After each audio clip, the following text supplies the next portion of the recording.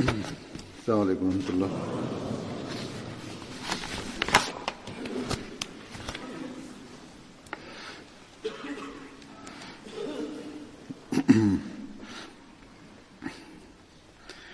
أشهد أن لا إله إلا الله وحده لا شريك له وأشهد أن محمدا عبده ورسوله أما بعد فأعوذ بالله من الشيطان الرجيم بسم الله الرحمن الرحيم الحمد لله رب العالمين الرحمن الرحيم مالك يوم الدين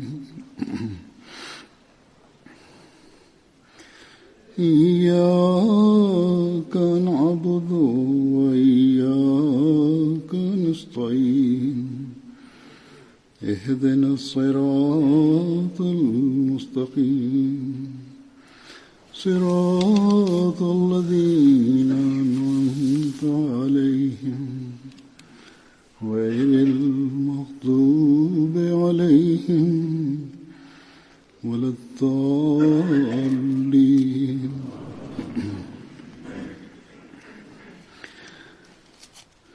زين للناس حب الشهوات من النساء والبنين والقناطير المقنطرة من الذهب والفضة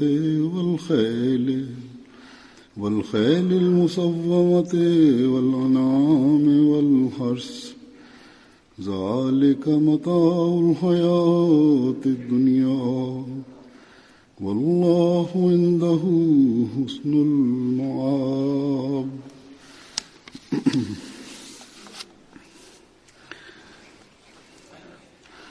इस आयत का तर्जुमा यह है, ഈ ആയത്തിന്റെ തർജ്ജമ ഇപ്രകാരമാണ്: മനുഷ്യർക്ക് സ്ത്രീകൾ, സന്താനങ്ങൾ, സ്വർണത്തിന്റെയും വെള്ളിയുടെയും സൂക്ഷിച്ചുവച്ചപ്പെട്ട കൂമ്പാരങ്ങൾ, മേത്തരം കുതിരകൾ, കന്നുകാലികൾ, കൃഷിഭൂമികൾ എന്നീ ഇഷ്ടവസ്തുക്കളോടുള്ള സ്നേഹം ആകർഷകമാക്കപ്പെട്ടിരിക്കുന്നു.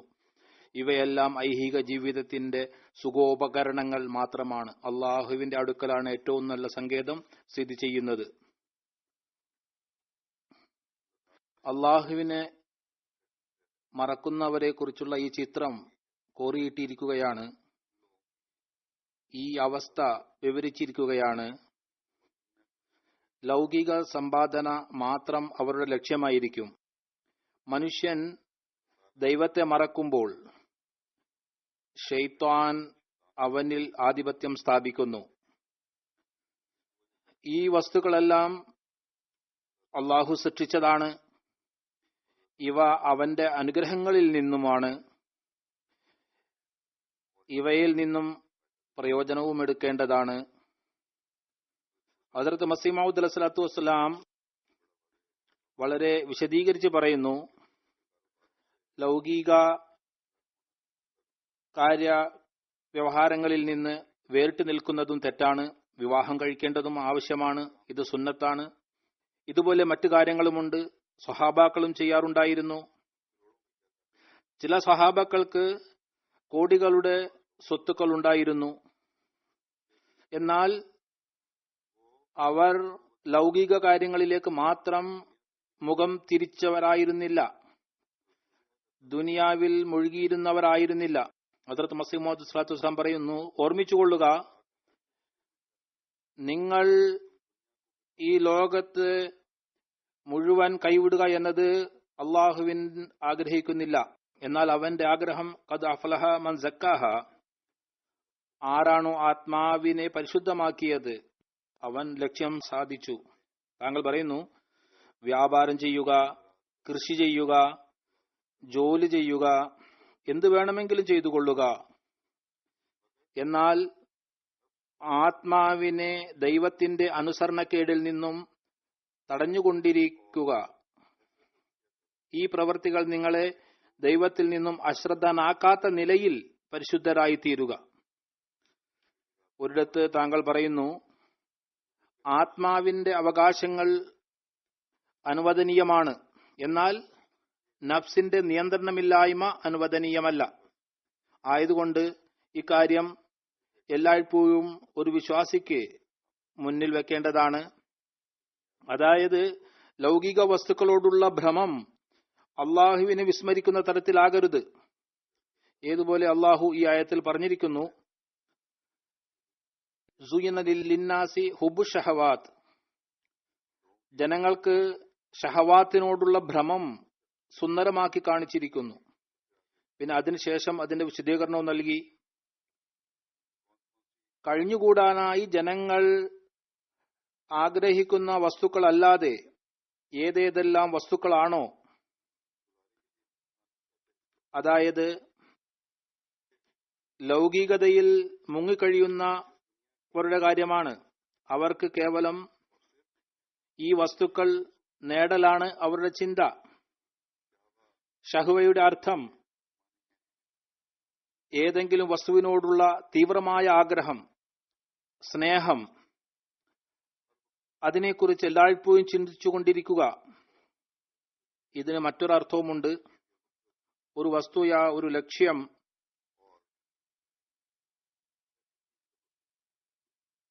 അവരുടെ ലക്ഷ്യം കേവലം ശാരീരികേച്ഛകൾ മാത്രം, അത് നീചമായതും ദുഷിച്ചതും, അല്ലെങ്കിൽ കാമാസക്തി കൂടുതലായിട്ടുള്ളതിനെ കുറിച്ചാണ് പറയുന്നത്. ഇവിടെ അള്ളാഹു പറയുന്നു, ഈ വസ്തുക്കളോടുള്ള സ്നേഹം മനുഷ്യന്റെ ഹൃദയത്തിൽ ഇട്ടിരിക്കുന്നു. ഈ സ്നേഹം അള്ളാഹുവിൽ നിന്നുള്ളതല്ല, അവന്റെ അനുഗ്രഹങ്ങളിൽ നിന്ന് പ്രയോജനം കൊടുക്കുന്ന കാര്യമല്ല, എന്നാൽ ശൈത്താനിൽ നിന്നുള്ളതാണ്. ഇത് സാധാരണ ആഗ്രഹം അല്ലെങ്കിൽ ഇഷ്ടമല്ല, അല്ലെങ്കിൽ ഇത് സൗന്ദര്യമല്ല. എന്നാൽ ഒരു പരിധിവരെ മനുഷ്യൻ ഈ സൗന്ദര്യാസ്വാദനത്തിനായി എല്ലായ്പ്പോഴും ചിന്തിച്ച് ആഗ്രഹിച്ചുകൊണ്ടിരിക്കും. ഒരു അസാധാരണ പ്രിയം ഈ ലൗകിക കാര്യങ്ങളോടുണ്ടായിരിക്കുന്നു. ഈ രീതിയിൽ മനുഷ്യൻ ഇതിൽ മുഴുകിയാൽ പിന്നെ ഇവ കേവലം അള്ളാഹുവിന്റെ അനുഗ്രഹങ്ങളായിരിക്കുകയില്ല, ഇവ പൈശാചിക അഭിലാഷങ്ങളായിരിക്കും. പിന്നെ അതിനുവേണ്ടി അവ നേടുന്നതിനു വേണ്ടി എല്ലാവിധ നിരോധിത മാർഗങ്ങളും സ്വീകരിക്കേണ്ടി വന്നാലും സ്വീകരിക്കുന്നു. ഇവ നാം ലൗകികരിൽ സാധാരണയായി കാണുന്നതാണ്. സമ്പത്തിനു വേണ്ടി, ലൗകിക സ്ഥാനമാനങ്ങൾക്ക് വേണ്ടി, സ്ത്രീകളോട് അവിഹിത ബന്ധത്തിനായി ഇവർ എല്ലാ പരിധികളും ലംഘിക്കുന്നു. അല്ലെങ്കിൽ സമ്പത്തിനു വേണ്ടി വിവാഹാദികളും കഴിക്കുന്നു. സമ്പന്ന ഭാര്യയെ കൊണ്ടുവരാൻ ആഗ്രഹിക്കുന്നു. ഇതുപോലെ മറ്റു കാര്യങ്ങളിലും കേവലം ദുനിയാവ് മാത്രം ലക്ഷ്യമാക്കുന്നു. ദുർഭാഗ്യവശാൽ അള്ളാഹു മുസ്ലിങ്ങൾക്ക് ഇത്രയും സുന്ദരവും പാവനവുമായ അധ്യാപനം നൽകിയിട്ടും ഈ വസ്തുക്കൾ കേവലം നിങ്ങളുടെ ജീവിത ലക്ഷ്യമാക്കുന്ന നിലയിലേക്ക് പോകാതെ ജാഗരൂകരാക്കിയിട്ടും, എന്തുകൊണ്ടെന്നാൽ ഇവ ഈ ലോകത്തിലെ താൽക്കാലിക വസ്തുക്കളാണ്. തങ്ങളെക്കുറിച്ച് ആലോചിക്കുന്ന നിങ്ങൾ ദൈവത്തിലേക്ക് മടങ്ങേണ്ടവരാണ്, അവന്റെ സമക്ഷത്തിൽ ഹാജരാകേണ്ടവരാണ്. എന്നിട്ടും മുസ്ലിങ്ങൾ ഈ ലൗകിക വസ്തുക്കളുടെ പുറകെയാണ് എന്നത് നമുക്ക് കാണാൻ കഴിയും. തങ്ങളുടെ ജീവിത ലക്ഷ്യത്തെ മറന്നിരിക്കുന്നു. പണ്ഡിതന്മാരും സാമുദായിക നേതാക്കളും അവസരം ലഭിക്കുന്ന ഓരോ വ്യക്തിയും ആഗ്രഹിക്കുന്നത് എങ്ങനെയെങ്കിലും ഈ ലൗകിക വസ്തുക്കൾ സമാഹരിക്കണം. ഇങ്ങനെയുള്ള ആഗ്രഹങ്ങൾ സമുദായ നേതാക്കൾക്കുണ്ടാകുമ്പോൾ പിന്നെ നാടിനും സമുദായത്തിനും നഷ്ടം സംഭവിക്കാൻ തുടങ്ങുന്നു. ഇക്കാലത്ത് മുസ്ലിം രാജ്യങ്ങളിലുള്ള ഫസാദിന്റെ അവസ്ഥ എന്തുകൊണ്ടെന്നാൽ അള്ളാഹു ദീനിൽ നിന്ന് വ്യതിചലിച്ചവരുടെയും ലൗകികരുടെയും അവസ്ഥ വിവരിച്ചിരിക്കുന്നത് ഇന്ന് മുസ്ലിങ്ങളുടേതാണ്. നേതാക്കന്മാരാണെങ്കിൽ സമ്പത്ത് സ്വരുക്കൂട്ടുന്നതിനായി ജനസേവനത്തിന്റെ മുദ്രാവാക്യം മുഴക്കി ഭരണത്തിൽ വരുന്നു. പിന്നെ ഇരു കൈകളും കൊണ്ട് കൊള്ളയടിക്കുവാൻ തുടങ്ങുന്നു. ഇത് ഊഹിക്കുവാൻ പോലും കഴിയുന്നില്ല. പണ്ഡിതന്മാർക്ക് ജനങ്ങളുടെ ധാർമ്മിക പുരോഗതിയുടെ ചിന്ത കുറവാണ്. യഥാർത്ഥ പ്രയത്നം ദീനിന്റെ പേരിൽ ജനങ്ങളെ തങ്ങളുടെ പിന്നിൽ നടത്തുക, അങ്ങനെ ഏതു വിധേനയും ഭരണത്തിൽ വരിക, അല്ലെങ്കിൽ ഭരണകൂടങ്ങളിൽ നിന്നും ലാഭം നേടുക, സമ്പത്ത് ഒരുമിച്ചു കൂട്ടുക, ആസ്തികൾ സമ്പാദിക്കുക. പേരിവർ അള്ളാഹുവിന്റേതാണ് പറയുന്നത്. എന്നാൽ അള്ളാഹുവിന്റെ ഭയത്തിന്റെ യാതൊരു പ്രകടനവും ഇവരുടെ പ്രവൃത്തികളിൽ കാണാൻ കഴിയുകയില്ല. പാകിസ്ഥാനിൽ നാം ഈ അവസ്ഥ കാണുന്നു. മുസ്ലിം നേതാവ് മുസ്ലിം ജനതകളെ പച്ചക്കറികൾ അരിയുന്നത് പോലെ കൊല ചെയ്യുന്നു. മനുഷ്യജീവന് ഒരു വിലയുമില്ല. എന്നാലും ഭരണം കൈവിടില്ല. പല രാജ്യങ്ങളിലെയും ഇത്തരം പ്രവൃത്തികൾ നടക്കുന്നുണ്ട്. പിന്നെ ഭരണത്തിൽ പിടിച്ചിരിക്കുവാൻ പ്രയത്നിച്ചുകൊണ്ടിരിക്കുന്നു. തങ്ങളുടെ ശക്തിയും പ്രഭാവവും കാണിച്ചുകൊണ്ടിരിക്കുന്നു. സമ്പത്ത് ഒരുമിച്ച് കൂട്ടിക്കൊണ്ടിരിക്കുന്നു. എങ്ങനെയായാലും ഇവരുടെ വയറ് നിറയുന്നില്ല. ചില മുസ്ലിം രാജ്യങ്ങളിൽ പ്രകൃതി വിഭവങ്ങളും സമ്പത്തും ഉണ്ടായിട്ടും ഇത്ര മോശമായ അവസ്ഥ എന്തുകൊണ്ടാണ്? ദാരിദ്ര്യത്തിൽ നിന്ന് ദാരിദ്ര്യത്തിലേക്ക് പോയിക്കൊണ്ടിരിക്കുന്നു.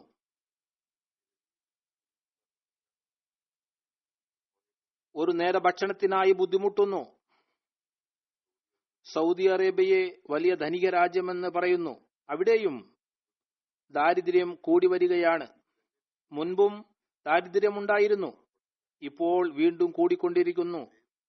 എണ്ണസമ്പത്ത് ഉണ്ടായിരുന്നിട്ടും ദാരിദ്ര്യം ഉച്ചിയിലെത്തി നിൽക്കുന്നു. കേവലം രാജാക്കന്മാരുടെ, അമീർമാരുടെ, നേതാക്കന്മാരുടെ അവസ്ഥ നല്ലതാണ്. എത്രയോ മില്യൺ ഒരു ദിവസം തന്നെ ചെലവഴിക്കുന്നു. ഇവർ സമ്പത്തും അവിഹിത മാർഗങ്ങളിലൂടെ സമ്പാദിക്കുന്നു, അല്ലെങ്കിൽ പാവപ്പെട്ടവന്റെ അവകാശങ്ങൾ അടിച്ചുമാറ്റി സമ്പാദിക്കുന്നു. പിന്നെ ചിലവും അവിഹിത രീതിയിൽ ചെയ്യുന്നു. അള്ളാഹു ഇവർക്ക്, ഈ ഭരണാധികാരികൾക്ക്, ഈ രാജാക്കന്മാർക്ക്, ഈ സ്വാർത്ഥ തൽപരർക്ക് ബുദ്ധി നൽകുമാറാകട്ടെ. അവർ സമ്പത്ത് കുമിക്കൂട്ടുന്നവരാകാതെ സമ്പത്ത് ശരിയായി ഉപയോഗിക്കുന്നവരാകട്ടെ, ശരിയായി ചെലവാക്കുന്നവരാകട്ടെ.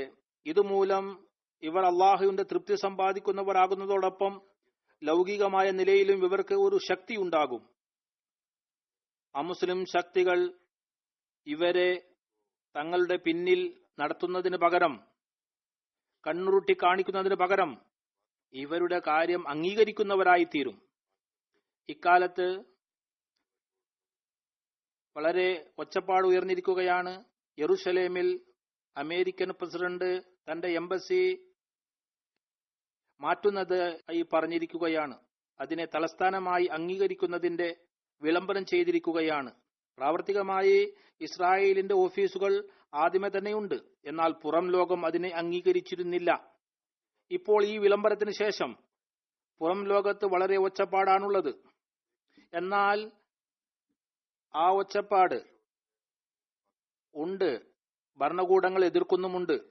എന്നാൽ ഇവയെല്ലാം മുസ്ലിങ്ങളുടെ ബലക്ഷയം കാരണത്താലാണ് മുസ്ലിം രാജ്യങ്ങളുടെ തമ്മിലുള്ള യുദ്ധങ്ങൾ, രാജ്യങ്ങൾക്കുള്ളിലെ അസ്വസ്ഥതകൾ, ഇവയാണ് ഇവയ്ക്ക് അവസരം നൽകിയത്. മറ്റുള്ളവർ ഈ അവസ്ഥ സംജാതമാക്കുന്നതിനുള്ള അവസരം നൽകി ഈ രീതിയിലുള്ള വിളംബരം നടത്തുക. അമേരിക്കൻ പ്രസിഡന്റ് ആഗ്രഹിക്കുന്നത് മുസ്ലിം രാജ്യങ്ങൾ തമ്മിൽ ഒരിക്കലും ശാന്തിയുടെ അവസ്ഥ സംജാതമാകരുത്. അങ്ങനെ ഇവർക്ക് തങ്ങളുടെ തന്നിഷ്ടം തുടരാം. സൗദി അറേബ്യ ഇപ്പോൾ പ്രഖ്യാപിക്കുന്നു, അമേരിക്കൻ പ്രസിഡന്റിന്റെ തീരുമാനം ഒരു തരത്തിലും സ്വീകാര്യമല്ല. കുറച്ച് ദിവസങ്ങൾ മുമ്പ് വരെ എല്ലാ കാര്യത്തിലും തലയാട്ടിയിരുന്നു. പ്രഖ്യാപനങ്ങളോടൊപ്പം പ്രഖ്യാപനങ്ങൾ നടത്തിക്കൊണ്ട് അമേരിക്കക്ക് തലയാട്ടിക്കൊണ്ടിരുന്നു. ആ സമയത്ത് അവരെ തടയേണ്ടിയിരുന്നു. അതായത്, ഞങ്ങൾ എല്ലാ മുസ്ലിം രാജ്യങ്ങളോടും ഒപ്പമാണുള്ളത്, അതുകൊണ്ട് ഏതൊരു മുസ്ലിം വിരുദ്ധ ശക്തിയുടെയും മുസ്ലിങ്ങൾക്കെതിരിൽ യാതൊരുവിധ പദ്ധതിയും ഞങ്ങൾ സഹിക്കുകയില്ല. അതുപോലെ യമനെതിരായി പ്രവർത്തിക്കുന്നു, അതിലും വൻ ശക്തികളുടെ സഹായം തേടുന്നു. അവിടെ തങ്ങളുടെ ശക്തി പ്രകടനത്തിനായി, പ്രവിശ്യയിൽ തങ്ങളുടെ രാജ്യാധികാരത്തിന്റെ പ്രൗഢിക്കായി, പിന്നെ അമേരിക്കൻ താൽപര്യങ്ങളിൽ നിന്ന് പ്രയോജനം നേടുന്നതിനു വേണ്ടി അമേരിക്കയുടെ വാക്കുകൾക്ക് തലയാട്ടി. ലൗകിക താൽക്കാലിക വസ്തുക്കൾക്കായി അള്ളാഹുവിന്റെ ആജ്ഞകളിൽ നിന്ന് അകന്നുപോയി. ഇപ്പോൾ അള്ളാഹുവിന്റെ ആജ്ഞകളുടെ അനുസരണക്കേടിന്റെ ഫലം ഇതാണ്. വെളിപ്പെടേണ്ടിയിരുന്നത് അത് വെളിപ്പെട്ടുകൊണ്ടിരിക്കുന്നു. പിന്നെ ഇവർ തലയിൽ കയറിയിരുന്നതാണ്. ഹദ്റത്ത് മസീഹ് മൗഊദ് അലൈഹിസ്സലാത്തു വസ്സലാം കേവലം ലൗകികമായ അന്വേഷണത്തിൽ മാത്രം ഒഴുകിയിരിക്കുന്നവരുടെ ഉപമ പ്രാപഞ്ചിക ആഗ്രഹ പൂർത്തീകരണ ചിന്തയിലിരിക്കുന്നവരെ കുറിച്ച് ചൊറിച്ചിലുള്ള രോഗികളുടേതാണ് നൽകിയത്. അവർക്ക് ചൊറിയുന്നതുകൊണ്ട് സുഖം ലഭിക്കുന്നു. അവർ തങ്ങളുടെ ശരീരം ചൊറിഞ്ഞുകൊണ്ട് വളരെ സൗഖ്യം ലഭിച്ചതായി മനസ്സിലാക്കുന്നു. ഇങ്ങനെ അവർ തങ്ങളുടെ ശരീരത്തിൽ മുറിവേൽപ്പിക്കുന്നു. ചൊറിയുന്നവർക്ക് താൽക്കാലികമായി ശമനം ലഭിക്കുന്നുണ്ടായിരിക്കും, എന്നാൽ അവരുടെ ചർമ്മം പൊളിയുന്നു. ചിലർ ധാരാളം ചോരയും വരുത്താറുണ്ട്. അതുകൊണ്ട് ഈ വസ്തുതകൾ ഏതൊന്നാണോ മനുഷ്യൻ ആവശ്യത്തിലധികം ആഗ്രഹിക്കുന്നത്, അവസാനം അസ്വസ്ഥത ജനിപ്പിക്കുന്നതായിരിക്കും. തങ്ങളുടെ ശക്തി വർദ്ധിക്കുകയാണെന്ന് ഇവർ വിചാരിക്കുന്നു, അല്ലെങ്കിൽ തങ്ങളുടെ ഗ്രൂപ്പ് വലുതാകുകയാണ്. യഥാർത്ഥത്തിൽ ഇവർ ഇവരുടെ തന്നെ ചോരയാണ് എടുക്കുന്നത്. ഇതുകൂടാതെ അള്ളാഹുവിന്റെ കോപവുമുണ്ട്.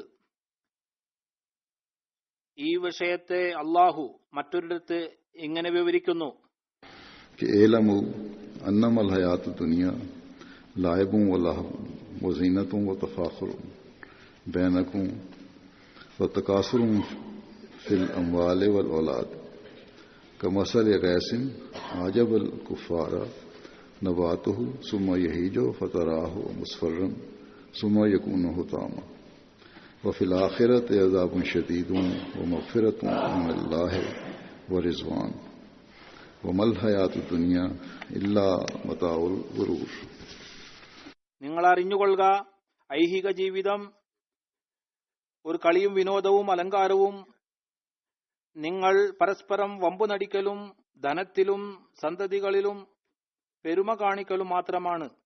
ഇതൊരു മഴ പോലെയാണ്. അതുമൂലമുണ്ടായ സസ്യലതാദികൾ കർഷകരെ ആനന്ദിപ്പിക്കുന്നു. പിന്നെ അത് ഉണങ്ങിപ്പോകുന്നു. അപ്പോൾ നിനക്കതിനെ മഞ്ഞ നിറമുള്ളതായി കാണാം. പിന്നെ അത് ചവറായിത്തീരുന്നു. പരലോകത്ത് നിഷേധികൾക്ക് കഠിന ശിക്ഷയും വിശ്വാസികൾക്ക് അള്ളാഹുവിൽ നിന്നുള്ള പാപമോചനവും അവന്റെ സംതൃപ്തിയും ലഭിക്കുന്നതാണ്. ഐഹിക ജീവിതം വഞ്ചനയുടെ വിഭവങ്ങൾ മാത്രമാണ്.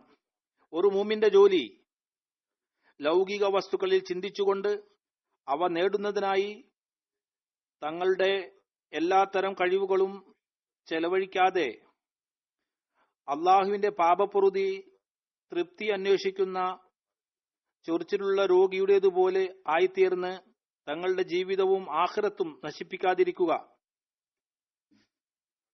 ഈ ലൗകിക ജീവിതത്തിന്റെ സാധനങ്ങളും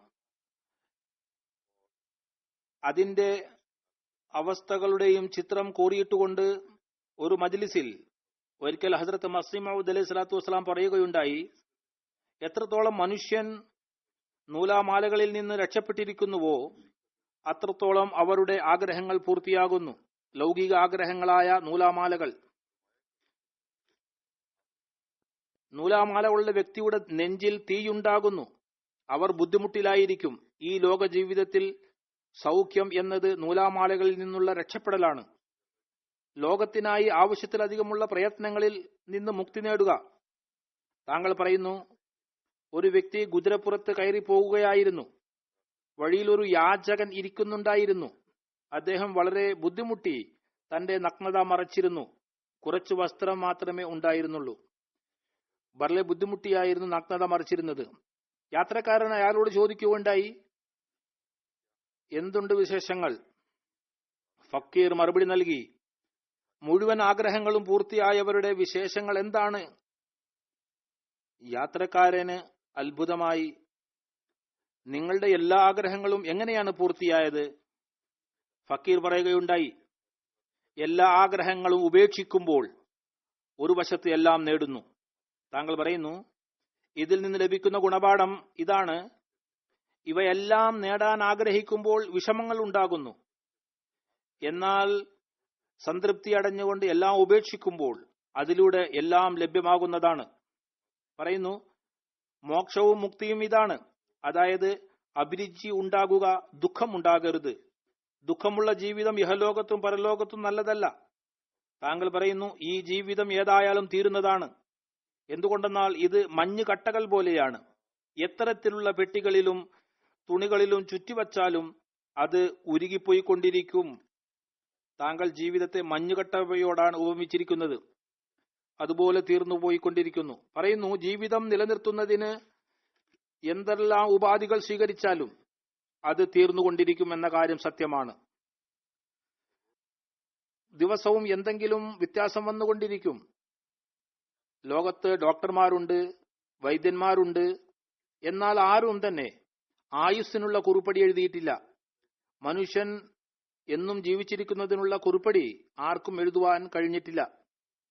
അല്ലെങ്കിൽ ഇത്ര വയസ്സുണ്ടാകും.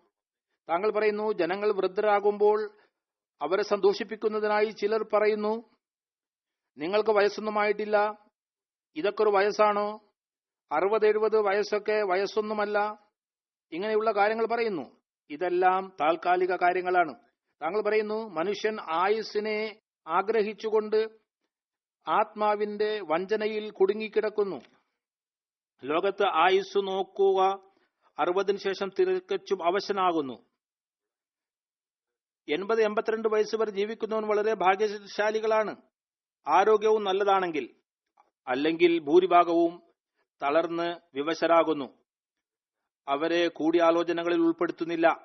മറ്റുള്ളവർ അഭിപ്രായങ്ങളും പറയില്ല, അവരോട് ചോദിക്കുകയില്ല. അവരിൽ ബുദ്ധിയുടെയും തലച്ചോറിന്റെയും വെളിച്ചം ബാക്കിയുണ്ടായിരിക്കുകയില്ല. ചില സമയത്ത് ഇങ്ങനെയുള്ള വൃദ്ധന്മാരിൽ സ്ത്രീകളും അന്യായം പ്രവർത്തിക്കുന്നു. ചിലപ്പോൾ അവർക്ക് ഭക്ഷണം നൽകാനും മറന്നുപോകുന്നു. വീട്ടുകാരുടെയും ചിലപ്പോൾ ചിലരോട് നല്ല പെരുമാറ്റമായിരിക്കില്ല. താങ്കൾ പറയുന്നു, മനുഷ്യൻ യുവത്വത്തിൽ മതിച്ചു കഴിയുന്നു, മരിക്കേണ്ടത് ഓർക്കുന്നില്ല എന്നതാണ് വിഷമം. ഇതുപോലെ അധികാരമുള്ളവർ കരുതുന്നു എല്ലായ്പ്പോഴും ഇങ്ങനെ തന്നെയായിരിക്കും. താങ്കൾ പറയുന്നു, ചീത്ത കാര്യങ്ങൾ ചെയ്യുന്നു, അവസാനം മനസ്സിലാകുമ്പോൾ പിന്നെ ഒന്നും ചെയ്യാൻ കഴിയില്ല. ചുരുക്കത്തിൽ യുവത്വത്തിന്റെ ഈ കാലത്തെ മഹത്വമായി കരുതണം. താങ്കൾ അവിടെ മജ്ലിസിൽ ഇരുന്നവരെ ഉദ്ദേശിച്ചുകൊണ്ട് പറഞ്ഞു, നിങ്ങൾ നിങ്ങളുടെ ആയുസ്സിൽ ഉദ്ദേശിച്ച കാര്യങ്ങളിൽ ചിലത് നടന്നിട്ടുണ്ടാവും. എന്നാൽ ആലോചിച്ചു നോക്കുക, അവ ഒരു കുമിള പോലെയായിരുന്നു, പെട്ടെന്ന് ഇല്ലാതായി പോകുന്നു. കയ്യിൽ ഒന്നും അവശേഷിക്കുന്നില്ല. കഴിഞ്ഞുപോയ സൗഖ്യം കൊണ്ട് ഒരു പ്രയോജനവുമില്ല. അതിനെക്കുറിച്ച് ആലോചിക്കുമ്പോൾ ദുഃഖം വർദ്ധിക്കുന്നു. മനുഷ്യൻ കഴിഞ്ഞുപോയ സുഖ സൗകര്യങ്ങളിൽ കടന്ന് വിഷമതയിൽ എത്തുമ്പോൾ അവന് ഒരു പ്രയോജനവുമില്ല. അത് ആലോചിക്കുമ്പോൾ അവന്റെ ദുഃഖം വർദ്ധിക്കുന്നു. പറയുന്നു, ഇതിൽ നിന്ന് ബുദ്ധിമാന്മാർക്ക് വെളിപ്പെടുന്ന കാര്യം മനുഷ്യൻ സമയത്തിനനുസരിച്ച് ചലിക്കുക, സമയത്തെ മനസ്സിലാക്കുക. ഉള്ളത് അവന്റെ കയ്യിലുള്ള ജീവിതമാണ്, കടന്നുപോയത് മരിച്ചുപോയി. അതിന്റെ ആലോചനകൾ കൊണ്ട് ഒരു പ്രയോജനവുമില്ല. നോക്കുക, മാതാവിന്റെ മടിയിലുള്ളപ്പോൾ എന്ത് സന്തോഷമായിരുന്നു. എല്ലാവരും എടുത്തു നടക്കുന്നു. ആ സമയം സ്വർഗത്തിലെന്ന് തോന്നും. ഇപ്പോൾ ഓർമ്മിച്ചു നോക്കുക, ആ കാലം എവിടെയാണ്? അതും കടന്നുപോയി. മുഴു ലോകത്തിന്റെയും താൽക്കാലിക വസ്തുക്കളായിരുന്നു. എല്ലാം താൽക്കാലികമെന്ന്. അതുകൊണ്ട് ആർക്കെങ്കിലും എളുപ്പം കിട്ടിയാൽ, ഭരണം കിട്ടിയാൽ, അധികാരം കിട്ടിയാൽ ഈ വസ്തുതകളെ മുന്നിൽ വെക്കേണ്ടതാണ്. താങ്കൾ പറയുന്നു, ഈ കാലം ഇനി എവിടെ കിട്ടാനാണ്? ഒരു സംഭവം താങ്കൾ വിവരിക്കുന്നു. ഹിക്കായത്ത് റിവായത്താണ്, എഴുതിയിരിക്കുന്നു. ഒരു ചക്രവർത്തി പുറപ്പെട്ടപ്പോൾ ചെറിയ കുട്ടികളെ കണ്ട് കരയാൻ തുടങ്ങി. ഈ സാമീപ്യം ഉപേക്ഷിച്ചപ്പോൾ ദുഃഖം അനുഭവിച്ചു. കരയുവാനുള്ള കാരണം ചെറിയ കുട്ടികളാണ്, കളിക്കുകയാണ്, എല്ലാ ചിന്തകളിൽ നിന്നും മുക്തരാണ്. ഇത് തന്റെ ശൈശവത്തെ ഓർമ്മിപ്പിച്ചു. അത് എത്ര നല്ല കാലമായിരുന്നു. ആ കാലം എങ്ങനെ വരും? രാജാക്കന്മാർക്ക് പോലും ശാന്തിയും സമാധാനവും ലഭിക്കുന്നില്ല. എല്ലാ സൗഖ്യങ്ങളുണ്ടായിട്ടും താങ്കൾ പറയുന്നു ചിന്തയാണ് ആവശ്യം. പറയുന്നു വാർദ്ധക്യകാലം മോശമാണ്. ആ സമയത്ത് ഉറ്റവരും മരിച്ചു പോകാൻ ആഗ്രഹിക്കുന്നു. മരിക്കുന്നതിന് മുമ്പായി അവർ മരിക്കുന്നു. കഠിനഹൃദയരായ ഉറ്റവരും ഉണ്ടാകും. രോഗത്തിന്റെയും വൃദ്ധാപ്യത്തിന്റെയും അവസ്ഥ കണ്ട് പറയുന്നു, അവിടെ കിടന്നോട്ടെ. ജീവിതത്തെക്കുറിച്ച് തന്നെ പറയുന്നു, പല്ലുകൾ കൊഴിഞ്ഞു പോകുന്നു, കാഴ്ചയും കുറഞ്ഞു വരുന്നു. സന്തോഷമുണ്ടെങ്കിലും കല്ലിന്റെ പ്രതിമയാകുന്നു, രൂപവും വികൃതമാകുന്നു. ചില രോഗങ്ങളിൽ അകപ്പെടുന്നു, പിന്നെ ആത്മഹത്യ ചെയ്യുന്നു. ഇതും ഇക്കാലത്ത് കണ്ടുവരുന്നതാണ്. ഇങ്ങനെ മറ്റു പലതുമുണ്ട്. ഇങ്ങനെ മനുഷ്യന്റെ ഒരു വിലയുമില്ല. എന്നാലും അവന്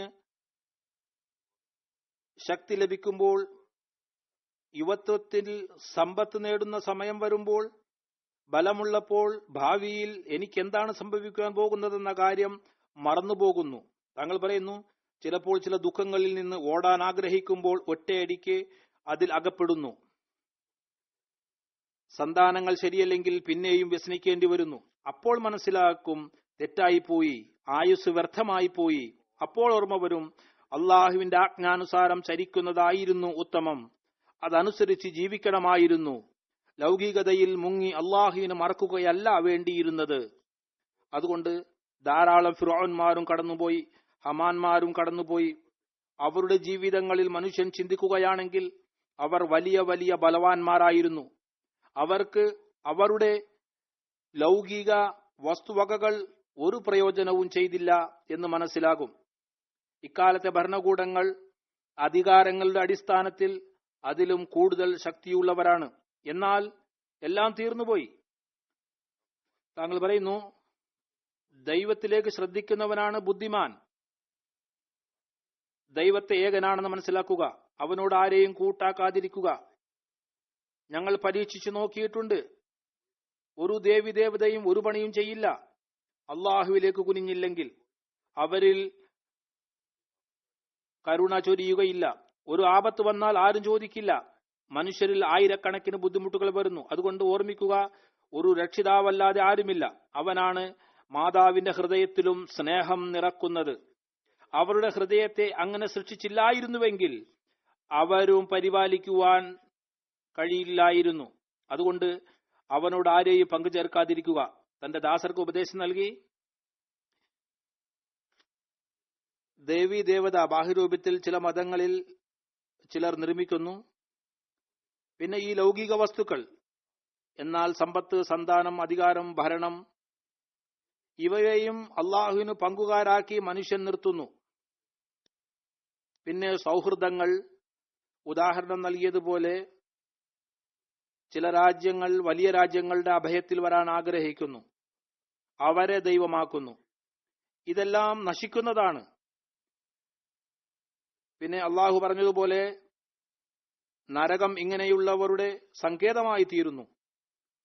പിന്നീട് ഒരവസരത്തിൽ ഹദ്റത്ത് മസീഹ് മൗഊദ് അലൈഹി സ്വലാത്തു വസ്സലാം പറയുന്നു, നല്ലവണ്ണം ഓർത്തുകൊള്ളുക, ആരാണോ അള്ളാഹുവിന്റേതായി തീരുന്നത് അള്ളാഹു അവന്റേതായി തീരുന്നു.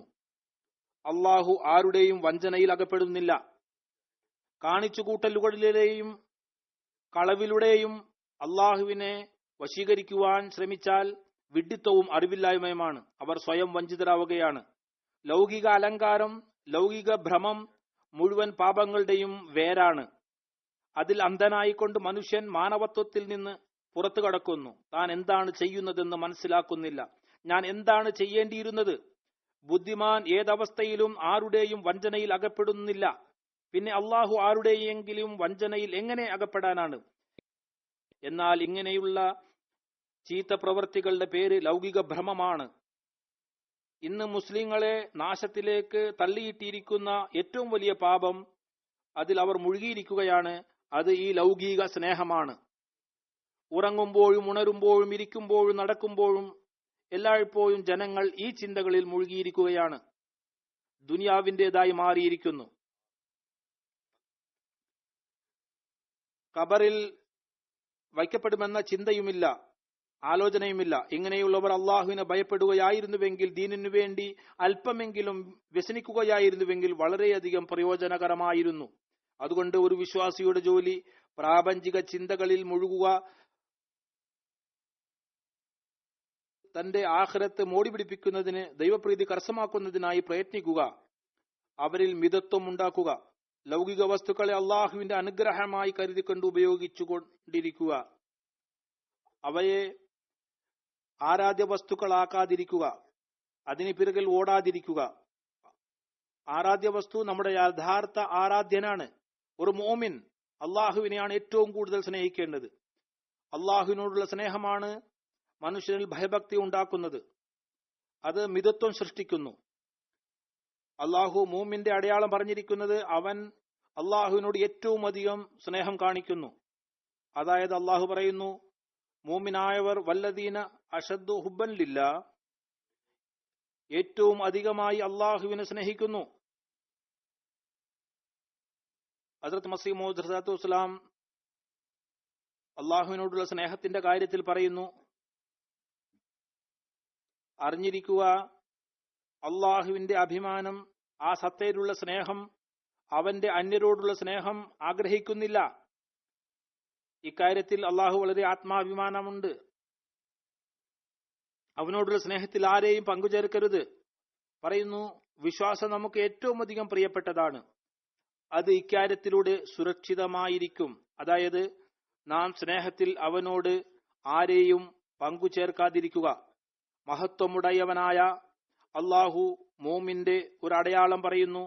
അതായത് വല്ലദീന ആമനു അഷദ്ദു ഹുബ്ബൻ ലില്ലാ, മോമിൻ അള്ളാഹുവിനേക്കാൾ അധികമായി ആരോടും അനുരക്തനാവുകയില്ല.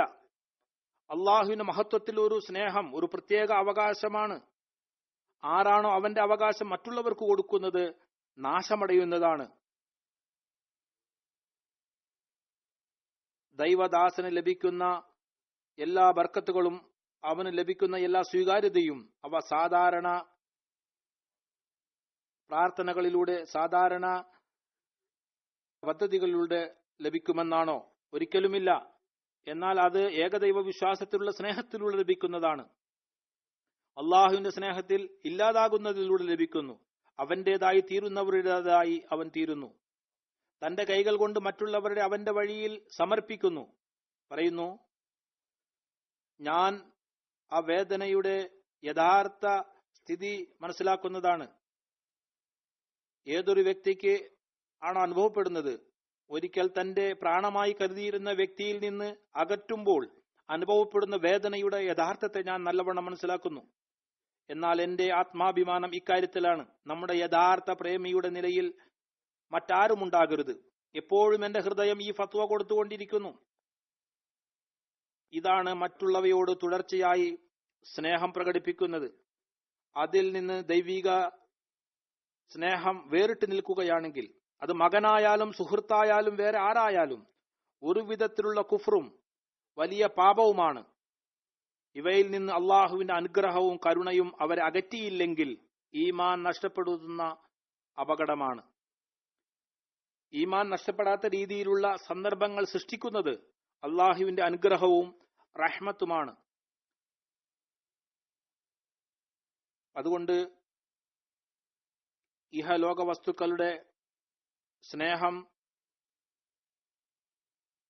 ഒരു അപായമായി അവരുടെ മുന്നിൽ വരുന്നത് ഒരു യഥാർത്ഥ മൂമിന് ചിന്തിക്കുവാൻ പോലും കഴിയില്ല. ഇതിനുവേണ്ടി ഭക്തിയിൽ പുരോഗതി പ്രാപിക്കുക, മിതത്വം ഉണ്ടാക്കിയെടുക്കുക എന്നിവ ഒരു വിശ്വാസിക്ക് അത്യന്താപേക്ഷിതമാണ്. അതുകൊണ്ടാണ് നബി കരീം സല്ലല്ലാഹു അലൈഹി വസല്ലം പറഞ്ഞിരിക്കുന്നത്, ഭയഭക്തി കൈക്കൊള്ളുക ഏറ്റവും വലിയ ആരാധകനായി തീരും. അള്ളാഹുവിന്റെ സ്നേഹവും ഭയഭക്തിയും ഹൃദയത്തിൽ ജനിക്കുന്നതാണ്. അങ്ങനെ അള്ളാഹുവിന്റെ ദാസത്വത്തിന്റെയും ആരാധനയുടെയും കടമ നിർവഹിക്കുവാൻ കഴിയുന്നതാണ്. ഒരു യഥാർത്ഥ ആരാധകന്റെ ജോലി അവനിൽ മിതത്വം ഉണ്ടായിരിക്കണം. നബി കരീം സല്ലല്ലാഹു അലൈഹി വസല്ലം പറയുകയുണ്ടായി, മിതത്വം ഉണ്ടാക്കിയെടുക്കുകയാണെങ്കിൽ നന്ദിയുള്ളവനായി തീരും. എല്ലാറ്റിനും ഉപരിയായിക്കൊണ്ട് ഒരു വിശ്വാസി അള്ളാഹുവിന്റെ നന്ദിയുള്ളവരായി തീരുന്നു. അങ്ങനെ ആയി തീരേണ്ടതാണ്.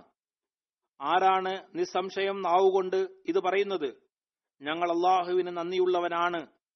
എന്നാൽ ഇഹലോക സാധന സാമഗ്രികൾ, ലൗകിക സുഖാഡംബരങ്ങൾക്കു പിന്നിൽ പായുന്നവർക്ക് വാസ്തവത്തിൽ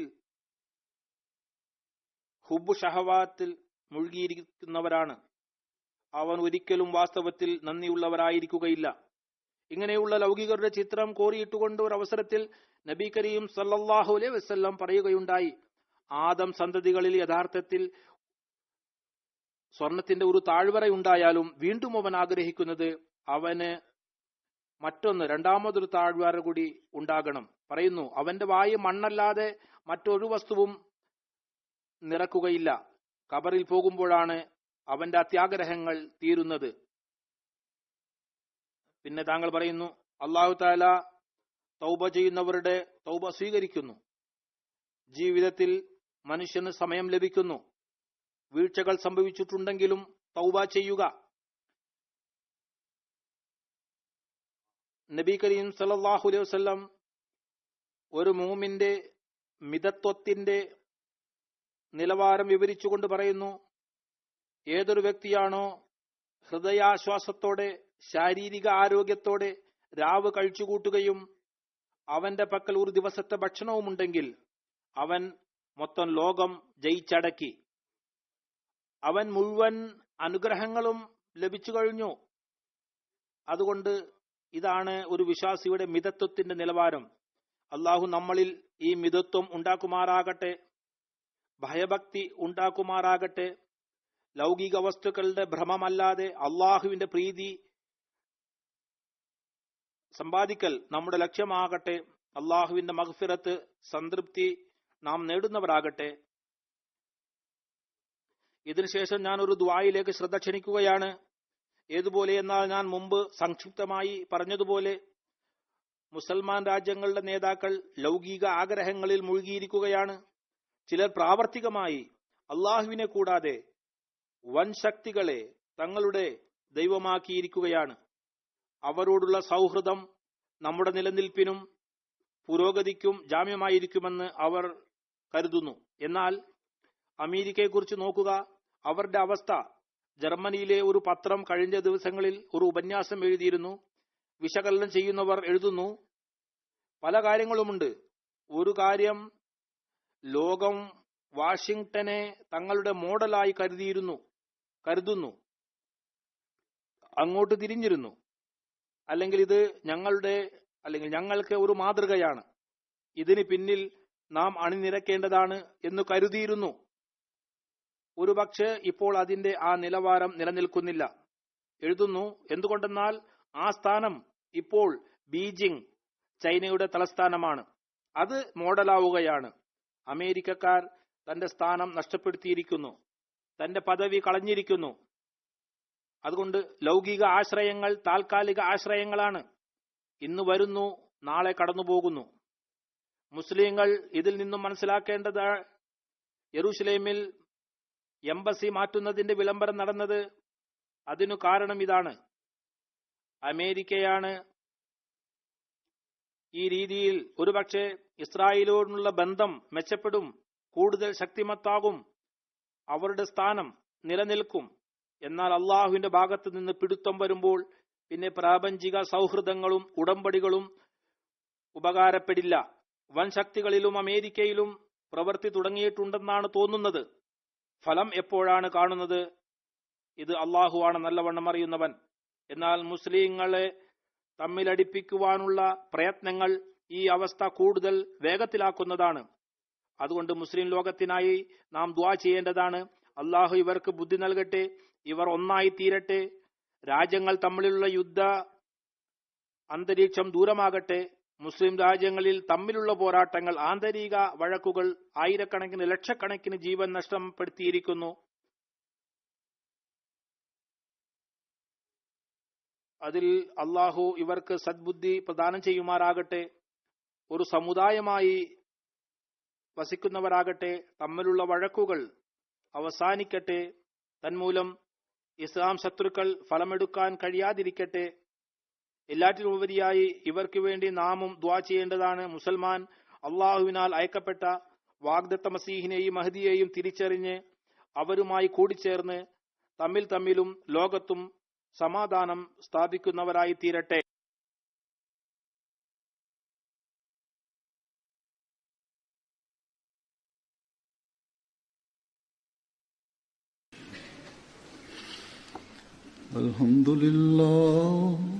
അൽഹംദുലില്ലാഹി നഹ്മദുഹു വനസ്തഈനുഹു വനസ്തഗ്ഫിറുഹു വനുഅ്മിനു ബിഹി വനതവക്കലു അലൈഹി വനഊദു ബില്ലാഹി മിൻ ശുറൂരി അൻഫുസിനാ വമിൻ സയ്യിആതി അഅ്മാലിനാ. من يهده الله فلا مضل له ومن يضلل فلا هادي له ونشهد أن لا إله إلا الله ونشهد أن محمدا عبده ورسوله. عباد الله رحمكم الله إن الله يأمر بالعدل والإحسان وإيتاء ذي القربى وينهى عن الفحشاء والمنكر والبغي يعظكم لعلكم تذكرون. اذكروا الله يذكركم وادعوه يستجب لكم ولذكر الله أكبر.